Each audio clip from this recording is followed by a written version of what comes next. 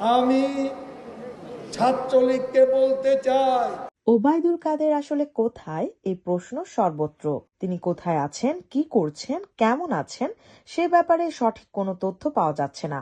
আওয়ামী লীগের সাধারণ সম্পাদক, সাবেক সড়ক পরিবহন ও সেতু মন্ত্রী ওবায়দুল কাদের তার দল ক্ষমতায় থাকাকালে বক্তব্য বিবৃতি দিয়ে গণমাধ্যমে আধিপত্য বিস্তার করতেন। বাহারি পোশাক পরে প্রত্যেক দিন 4 থেকে 5টি কর্মসূচিতে হাজির হতেন। এসব কর্মসূচি কাভার করতে সাংবাদিকদের গলদঘর্ম হতে হতো। প্রায় তিনি বলতেন, কখনো পালিয়ে যাবেন না। সেই ওবায়দুল কাদের 5 আগস্টের পর একদম নীরব। সবশেষ জানা যায় ওবায়দুল কাদের ভারতের মেঘালয়ে আছেন, কিন্তু মেঘালয়ের একাধিক সূত্র থেকে প্রাপ্ত তথ্যতে সেখানে তার অবস্থানের বিষয়টি নিশ্চিত নয়। কলকাতা কিংবা নয়াদিল্লিতেও নেই কাদের। এ প্রসঙ্গে আওয়ামী লীগের একাধিক নেতার সঙ্গে যোগাযোগ করা হলে কেউ বলছেন দুবাইয়ে আত্মগোপনে রয়েছেন তিনি, কারো দাবি তিনি সিঙ্গাপুর বা থাইল্যান্ডে পলাতক রয়েছেন।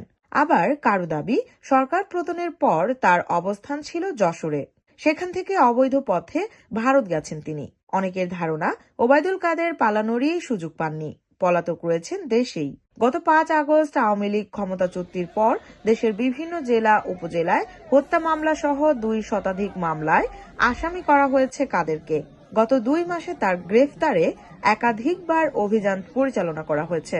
সম্প্রতি চট্টগ্রামে অভিযান চালিয়ে কাদেরের স্ত্রীর ভাইকে আটক করা হয়, জিজ্ঞাসাবাদ করে পরে তাকে ছেড়েও দেওয়া হয়। সর্বশেষ ঢাকার কেরানীগঞ্জ থেকে আটক হয়েছেন তার ব্যক্তিগত সহকারী আব্দুল মতিন।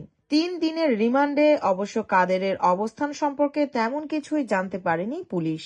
আওয়ামী লীগের এক কেন্দ্রীয় নেতা গণমাধ্যমকে বলেছেন, ওবায়দুল কাদের যে কোনোভাবে গণমাধ্যমের প্রচারের আলোয় থাকতে পছন্দ করতেন। কি পরিস্থিতিতে তিনি দীর্ঘ কয়েক মাস গণমাধ্যম ও নেতাকর্মীদের থেকে দূরে আছেন তা তিনিই ভালো জানেন। দেশে থাকা অনেক নেতা দলের সাধারণ সম্পাদকের অবস্থান জানার চেষ্টা করেছেন। Bharat, America, England, Canada, Belgium সহ বিভিন্ন দেশে আত্মগোপনে থাকা নেতারাও ওবায়দুল কাদেরের খোঁজ নেয়ার চেষ্টা করছেন। প্রসঙ্গত, আন্দোলনকারীদের ঠেকাতে ছাত্রলীগই যথেষ্ট দমভক্তি করে ছাত্রদের বিক্ষুব্ধ করেছিলেন আওয়ামী লীগের বর্তমান পলাতক সাধারণ সম্পাদক ওবায়দুল কাদের। শুধু তাই নয়, আন্দোলনকারীদের দেখামাত্র গুলির নির্দেশও দিয়েছিলেন তিনি।